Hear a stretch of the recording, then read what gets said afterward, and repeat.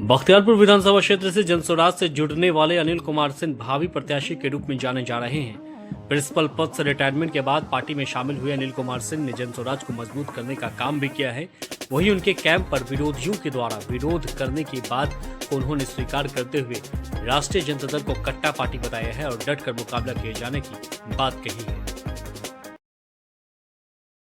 गाँव में कुछ लोग जो मानसिक रूप से या शैक्षणिक रूप से जिनकी उतनी समझ नहीं है, वो किसी न किसी के समर्थक, हाँ किसी न किसी के समर्थक है। ज़्यादातर वो राजद कार्यकर्ता लोग या राजद के समर्थक लोग हुड़दंग करते हैं। उनका तो पार्टी ही है, ऐसे हुड़दंगी पार्टी, कट्टा पार्टी तो है ही, वो उनका तो नेचर ही वही है। लेकिन उससे हम लोग विचलित नहीं होंगे। हाँ, हम उनको जा रहे हैं, समझा रहे हैं, ज़रूरत हो रही तो मुकाबला भी कर रहे हैं बौद्धिक स्तर पर। अब बाकी इतनी तो क्षमता है नहीं कि वो दूसरा को मिटा देंगे और अपना झंडा कायम कर लेंगे, ऐसा नहीं हो सकता है। ये समाज है और जनता सब देख रही है और जनता को सब पता है और जनता का समर्थन सब जगह सब लोगों का है। वो सिर्फ थोड़ी देर के लिए हुड़दंगी करते हैं तो पार्टी हुड़दंगी, उसकी स्थापना इसी के लिए हुई है और वो चल भी इसी तरह से रहा है। और दुर्भाग्य है कि उसके साथ कांग्रेस पार्टी भी लग गई है। अभी हाल में आप लोगों ने सुना होगा कि हमारे आदरणीय प्रधानमंत्री, मैं जनसुराजी हूँ लेकिन वो हमारे देश के प्रधानमंत्री हैं और वो हम सब के आदरणीय हैं, हम सब के सम्मानित प्रधानमंत्री हैं। लेकिन यही हुड़दंगी पार्टी का कुछ कार्यकर्ता माँ बहन को उनकी गाली देता है। तो उनकी यही समझ, यही शिक्षा दीक्षा है, यही संस्कार ये लोग दिए हैं उसको, तो इस तरह का काम करेगा ये लोग। तो ये अति निंदनीय है, बहुत ही घोर निंदनीय है इस तरह का जो प्रवृत्ति के लोग हैं समाज में।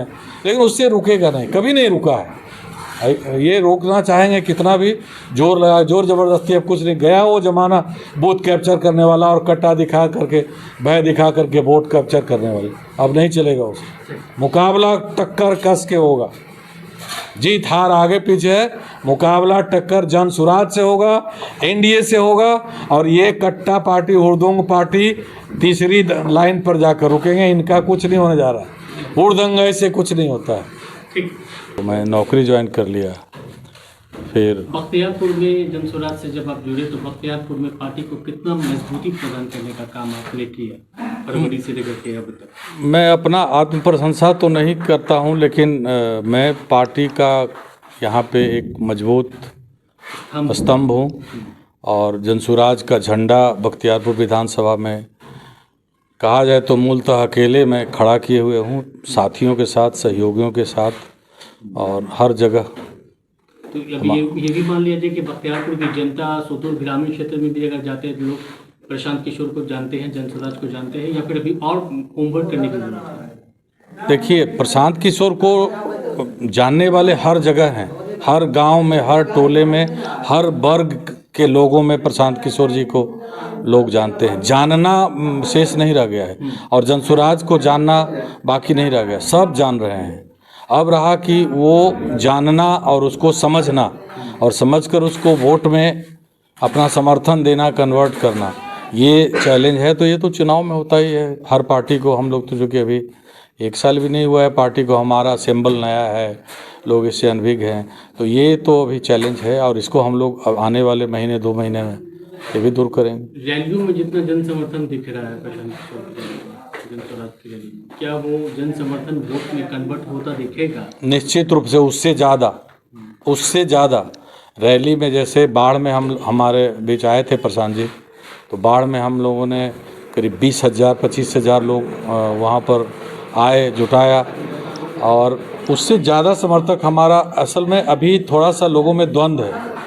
मूलतः भाजपा से और जेडीयू से टूट के लोग यहाँ आ रहे हैं।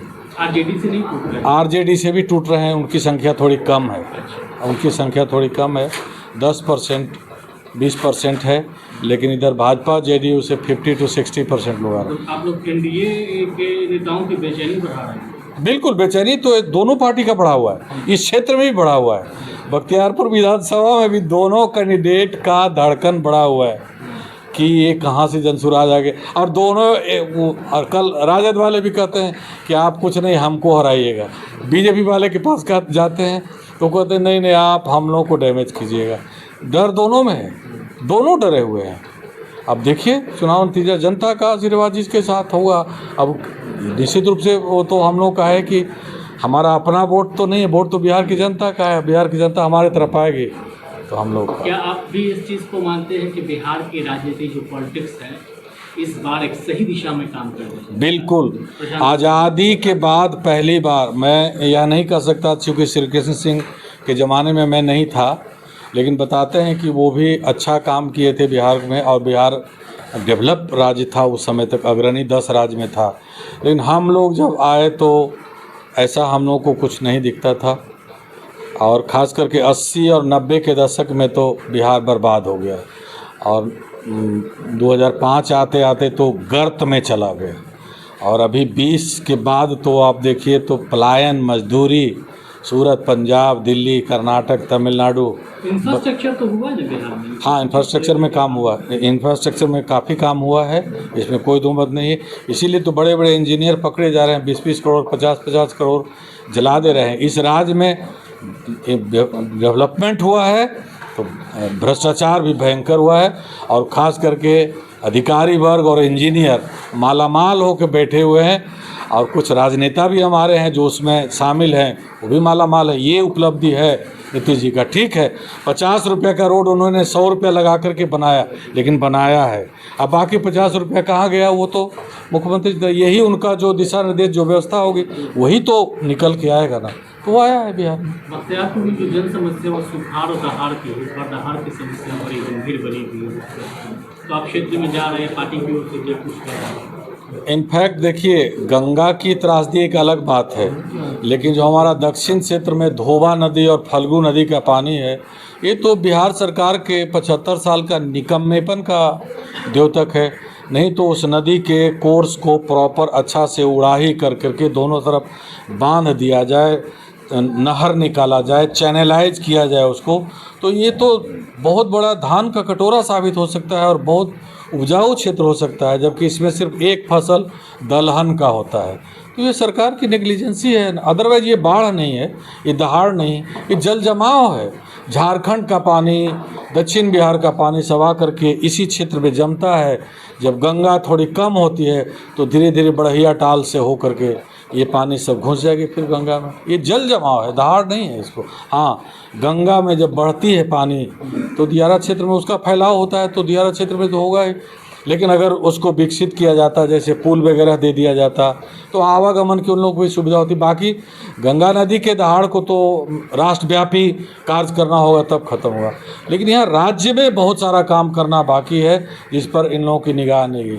नीतीश बाबू खाली बिल्डिंग बनाए हैं, इंफ्रास्ट्रक्चर का काम की। ऐसा इंफ्रास्ट्रक्चर किस काम का? बख्तियारपुर में एक इंजीनियरिंग कॉलेज है, मेरे ख्याल से 100 उसमें टीचर का पोस्ट होगा, लेक्चरर का 5 टीचर होंगे बमुश्किल, और वो भी शायद गेस्ट टीचर होंगे। लड़के एडमिशन ले लिए, उनका कोटा से एडमिशन हो जाता है, बेचारा कहीं कहीं कोचिंग करके, सेल्फ स्टडी करके, ट्यूशन पढ़ के अपना डिग्री हासिल करता है।